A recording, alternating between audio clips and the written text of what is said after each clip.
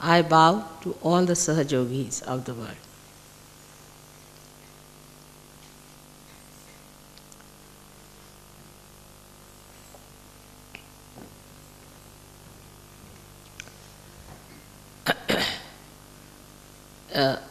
It is very heartening to see so many of you assembled here to do the Guru Puja, to worship your Guru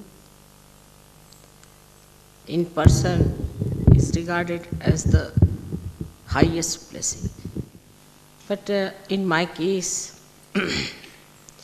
it's a very different combination that I am your mother and your Guru. So you can understand how Sri Ganesha worshipped his mother. You all are created in the same image of Sri Ganesha, who worshipped his mother, and then he became the Adi Guru, the first Guru. He is the primordial essence of mastery. Only the mother can make the child a master. And the motherhood in any Guru, whether male or female, can only make the disciple a Guru. So first, you have to become the prophets and develop that motherhood within yourself. Then you can make others also prophets. Now, to become a Guru, what do we have to do after our realization? Guru word means gravity. Gravity means a person who is grave, who is deep, who is magnetic. Now, as you have learnt in Sahaja Yoga, that realization takes place in complete effortlessness. So normally a Guru tries to make his disciples effortless, which is called as Prayatna Shaithilya, means relax your efforts. Without doing anything, you got your Prayatna Shaithilya, otherwise Kundalini would not have risen. Then the second stage is Vichara Shaithilya, the thoughtless awareness. This also you got it without doing anything. And the third is complete negation of thought, Abhava, and the bliss of peace. So one has to understand that you have to pass them through three stages. First, when you get your realization, all these things come spontaneously for that moment. When you raise the Kundalini of others, these things happen to them spontaneously. You too have that power now to raise the Kundalini of people and to establish it in them. But we must understand why it has to be done that way. Why we have to have Vichara Shaithilya. Because when you project any thought, it is artificial. It is not reality. Thought always stands between you and the reality. When you put in an effort, you stand against becoming. For example, if I have to cure you, I just put my hand and finished. No effort. Et c'est tout. I am that. You get your realization because I am that. I don't put in any effort. I don't think about it. I am that. Just looking at someone, it can be done. Just putting attention to someone, it can be done. Just with a small desire, it can be done. Because you are that. You can mold it the way you like. You can get an example from gold. Now, gold is untarnishable. It does not have to think it is untarnishable. It does not have to put in an effort it is untarnishable. It is. So to be, you don't have to put in any effort. If you have to put in an effort, that means you are not yet that. If you look at the sun, it shines. It doesn't have to put in effort. to shine. Regardez It le- shines. So to be that, if you have to put in an effort, that means you are not that. You are trying, you are artificial. The flowers are beautiful, so they don't have to beautify themselves. And this is what one has to understand, that innately if you are that, if you have already become, then what is the need to put in any more effort? But when we say these things, you see, then people think you have to be lethargic, that you need not do anything. You become a guru without doing anything. That's why at the very outset I said it goes in stages. So the first stage is of Sri Ganesha, how he surrenders to the Shakti, to the mother. That is the beginning. If one cannot surrender, that doesn't mean you don't do anything. But surrendering means the worship, the respect of the higher, the obedience to the higher, not to argue it out, not to react, acceptance, absorption, like a child absorbs the milk of the mother, without questioning, without reasoning. That's why Christ has said, you have to become like children. But if you are questioning, then you are no more a child. So first is the state which you have to develop, is the childlike state. But child, which is a realized child, which has to have a gravity. If you can develop childhood first, then everything takes proper course. Because maturity cannot take place unless and until you start from the very beginning. And gravity means maturity, not frivolousness. So now the quality of Ganesha, as you know, is that he has viveka, means he has discretion. He has means he is discretion. So try to develop your discretion power so that Sri Ganesha gives you the wisdom, subuddhi, wisdom. And this is why you have to have a dependence on Sri Ganesha.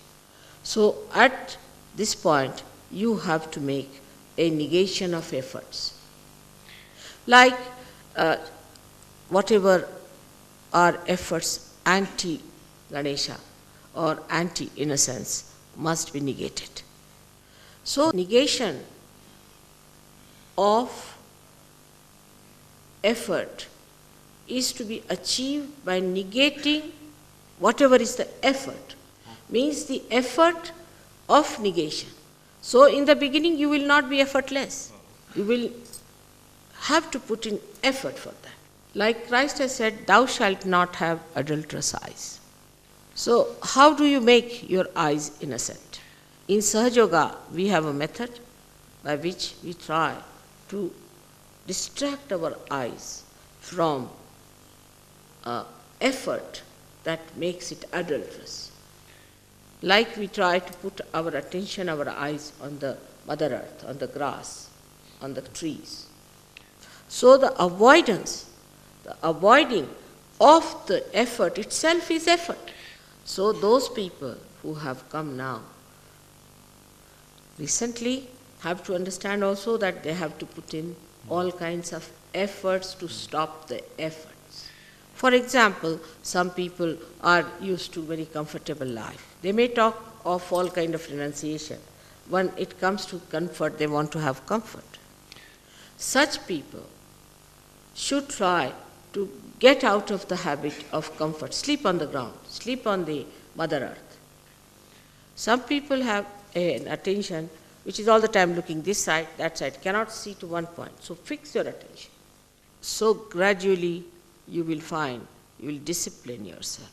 So the effort that you put in is very important in the beginning of Sahaja Yoga. Another thing is very common in the West is the harsh tongue, the sarcasm and hurting others is a very subtle way of violence. Or if they are really blunt, they can start with ego expressions also. I. Such people should stop talking completely. Make an effort to stop. Just don't talk. Now watch your mind. Is it trying to talk something sarcastic, nonsensical? So this watching also requires effort. So to sprout the seed is easy, but then one has to put in the effort to look after the little plant. And when it matures, then it's on its own. So first the effort should be made to protect yourself against the mind which you have built in through your ego or superego that goes into the wrong direction of effort. But sometimes be very careful. You have to be discreet. And the best way to be safe on discretion is to keep in the center. Never go to any extreme of anything. For example, some people are fond of music, say. So they'll go on after the music part of it. Some people say are fond of poetry. Then they'll go after the poetry only. There is nothing wrong in those things. But whatever you achieve in all these things must be brought back to the collective and must be enjoyed by everyone. And you should also enjoy what others have found. For example, somebody is a very learned man and a dry person.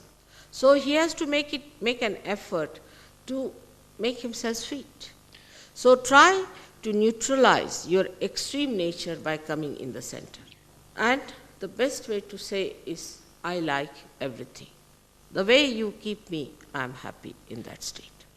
And to suggest to yourself that I am the peace. Suggest, auto-suggestion. I am the satisfaction. I am the dignity. Try to impose these artificialities upon yourself of these virtues and righteousness.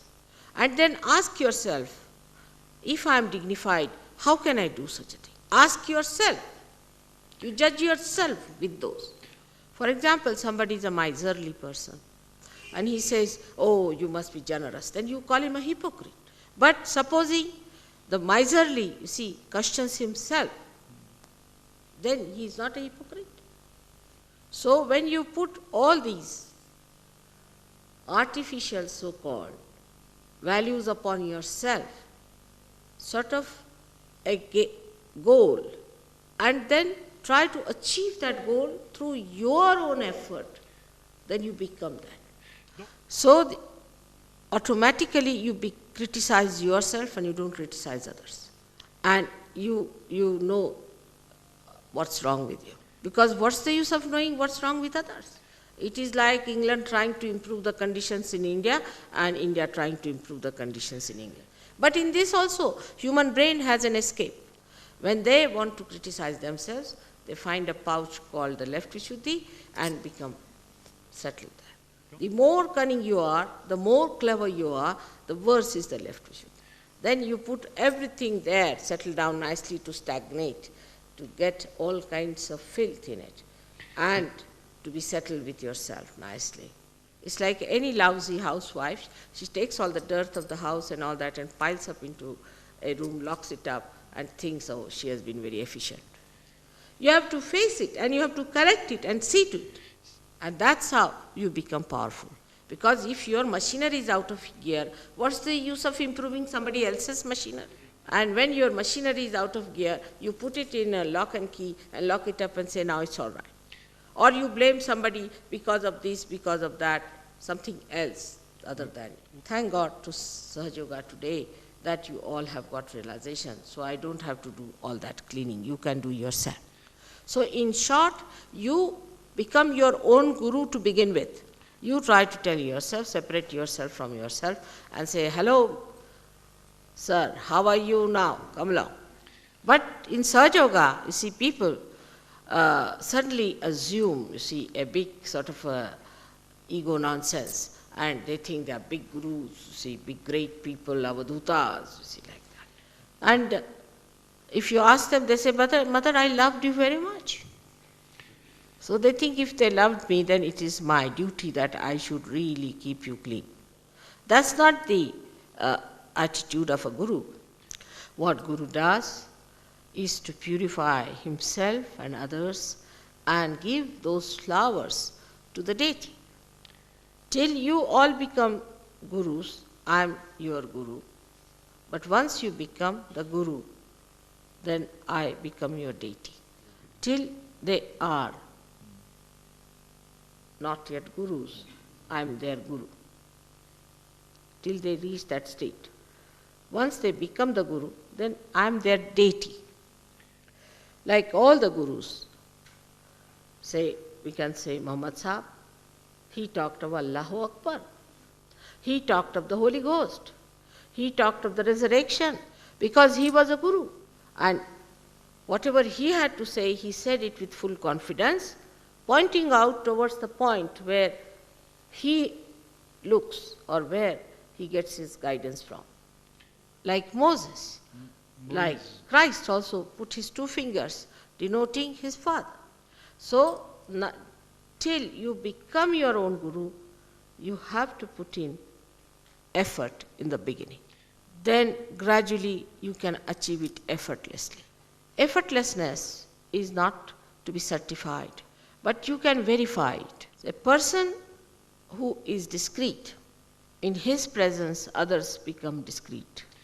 A person who is honest, others in his presence become honest. It is said in Sanskrit language, Yatha Raja Tatha Praja. As the king is, that's how the subjects are. When you are the guru, you are the example. Lorsque vous êtes le maître, vous êtes l'exemple. You have to be the example.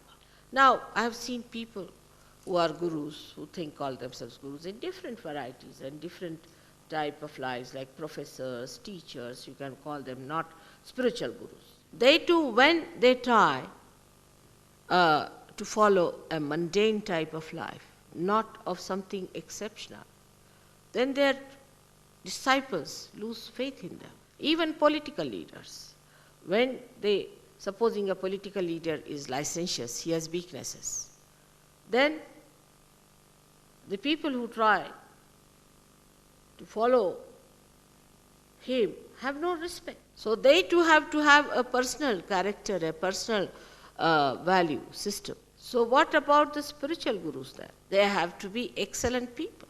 There should be no two type of life, one outside, one inside. When the outside and inside becomes one, then it is effortless. And that is what one has to do, the inside and the outside. One has to work it out from inside. For that, you cannot bring the outside inside, but inside has to go outside. So this is the beginning of Antar Yoga, the inner yoga. At the second stage, you have to become thoughtless. This is very important in the West, because they live in thoughts. They don't have other problems of a gross nature.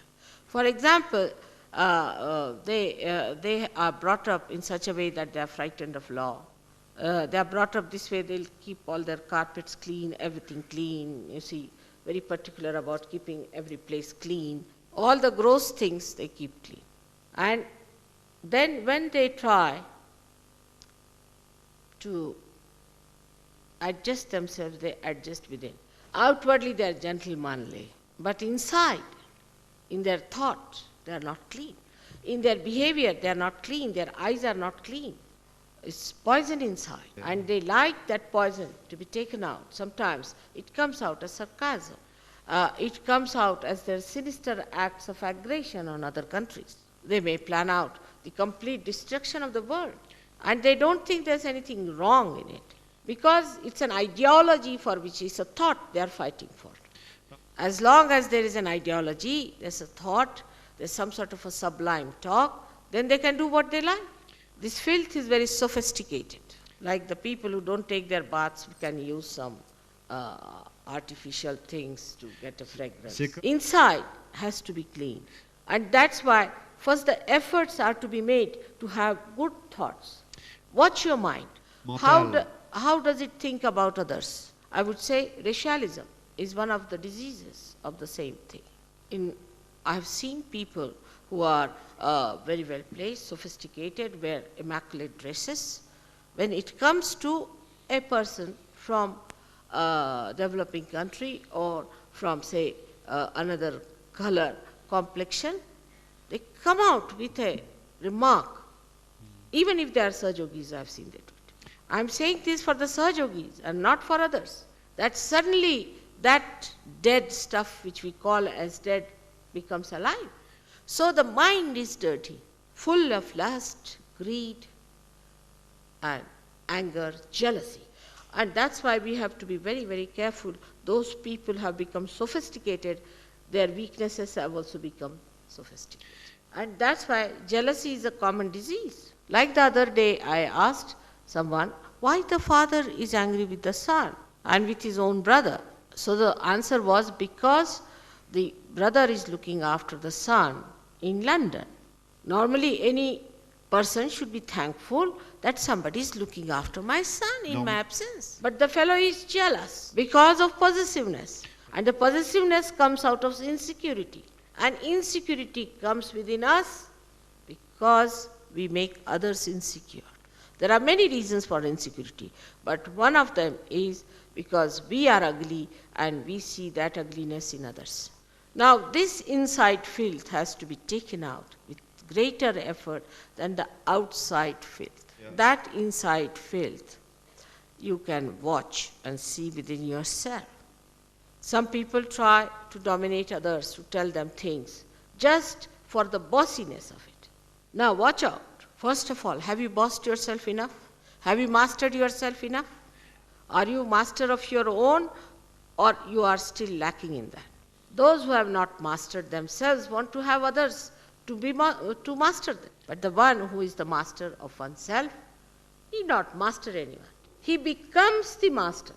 He doesn't have to put in any effort, he masters. And there are so many tricks by which he can master. So many things by which he can correct. He may not say, he may not do anything, but just he manages. Everyone learns a lesson without his doing anything about it.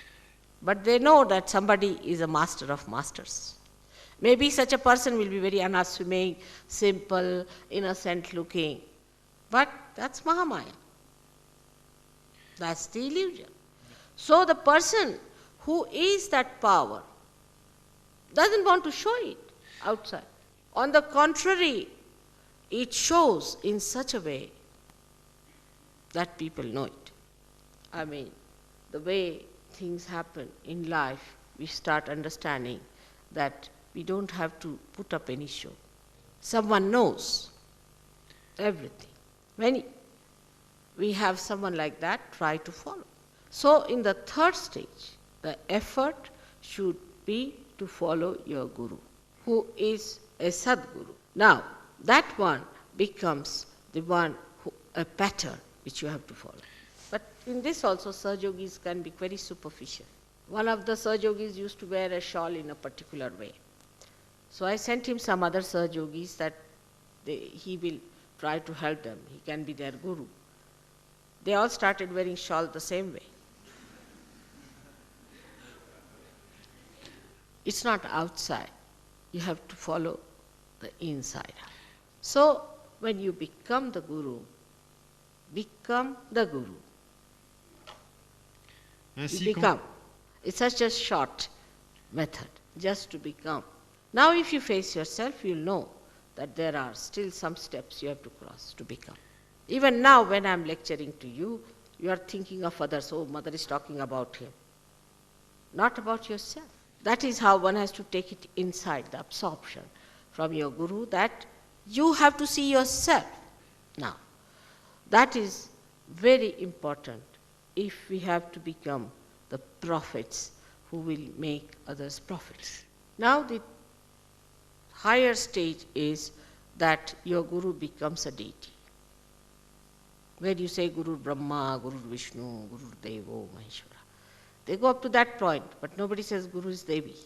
You can have a higher stage than Brahma, Vishnu, Mahesha. Because the Guru state is where you have the innocence of all these Brahma and Mahesha and Vishnus. The power of innocence. But then ultimately they say Guru Sakshat Parabrahma. And Parabrahma is the power of the mother that is flowing through you. So you become the instrument of that Parabrahma. But how? Not only by becoming, but now becoming the reflector of your deity. To develop yourself into the reflector, from Guru to that state. At that state, you start controlling all the elements. That's why all these incarnations of Adi Guru had control over elements. Brahmadeva is absolutely manifested through them. So, out of Ganesha, which is the Adi Guru, he is born, or he is manifested through these three Brahma, Vishnu, Mahesha. And then he comes out as Brahmadeva with 4 heads, 3 of Brahma, Vishnu, Mahesha, and the 4th of Sri Ganesh. So Brahmadeva becomes the symbol of Guru. And as you know, Ganesha is Chatwari, is 4 all the time. He becomes these 4. And as you become Brahmadeva at that stage, you control all the elements. So today I have tried to explain to you the different stages of Guru Pada, the state of Guru. And one should understand, whatever we are today, we are extremely blessed and fortunate people. That in this short time, you started from a scratch in the mud and you have become the lotuses. The lotus will invite many insects and will convert them into lotuses.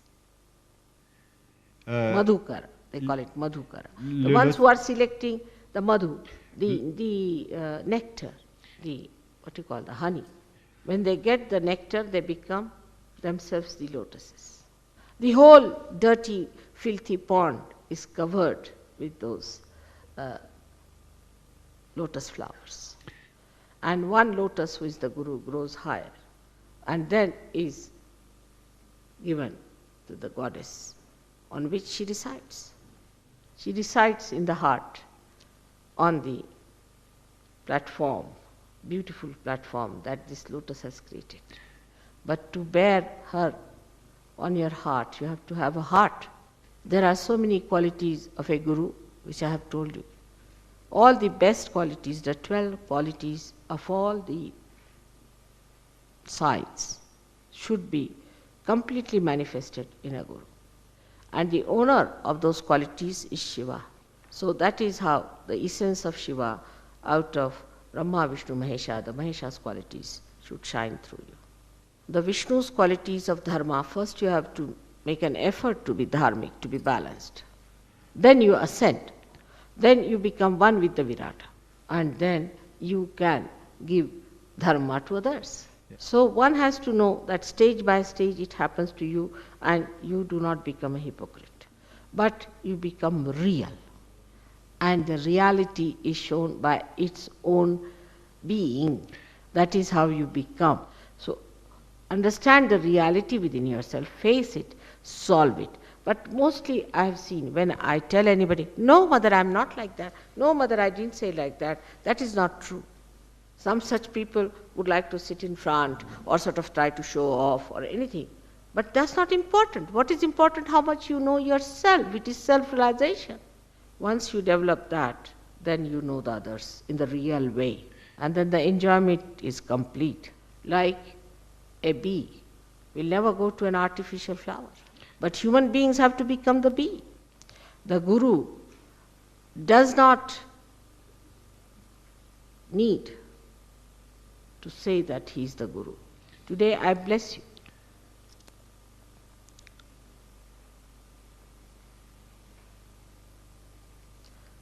I have completed the 12 years of Gurus. And you should really assume the Shiva's powers within yourself. That is my body, my mind, my heart, everything has spared no efforts to completely indulge into this cleansing, into this making, into this becoming of you people.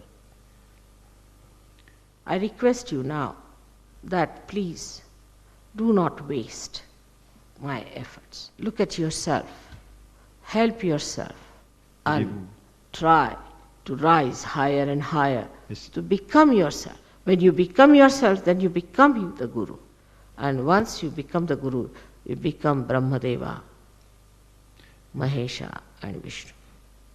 So first you are made in the pattern of Ganesha, then Brahma, Vishnu, Mahesha. But very much depends on your readiness to do it. And most of all, your honesty. I hope Sri Ganesha will give you the wisdom to understand. The Shakti will give you Shakti to work hard, and Shiva will give you joy. Sadashiva will give you the joy so that you proceed in your establishment. May God bless you. Que Dieu vous bénisse.